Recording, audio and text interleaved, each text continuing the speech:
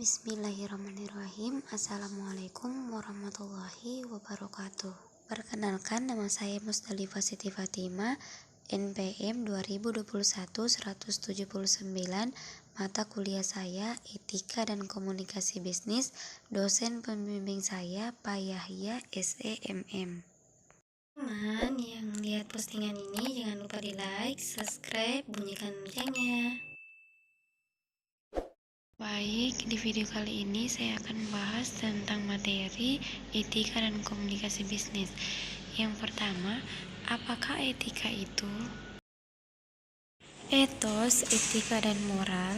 Kata Yunani etos dalam bentuk tunggal memiliki sejumlah arti: tempat tinggal yang biasa, padang rumput, kandang, kebiasaan, adat, akhlak, watak, perasaan, sikap, dan cara berpikir.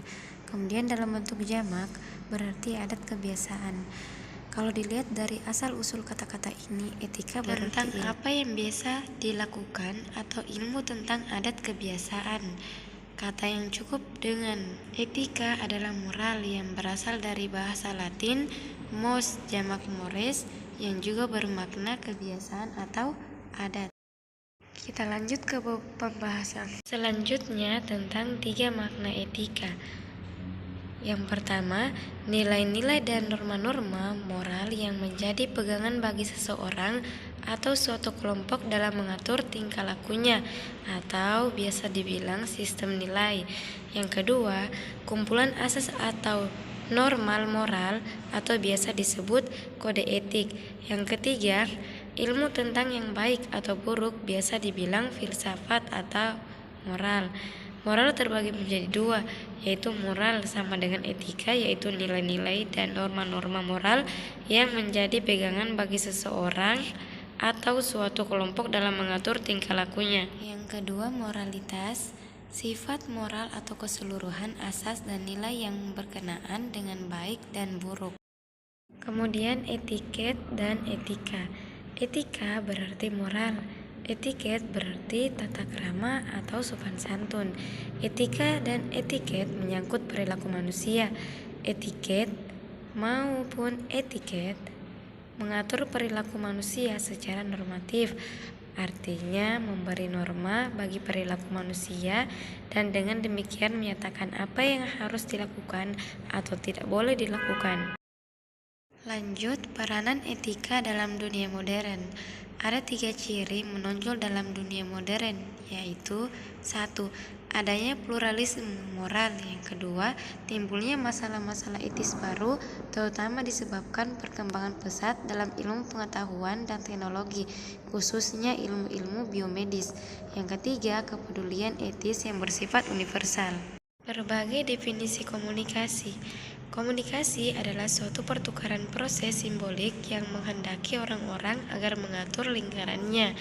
Yang pertama itu dengan membangun hubungan antar sesama manusia, yang kedua melalui pertukaran informasi, yang ketiga untuk menguatkan sikap dan tingkah laku orang lain, yang keempat atau yang terakhir, serta berusaha mengubah sikap dalam tingkah laku itu.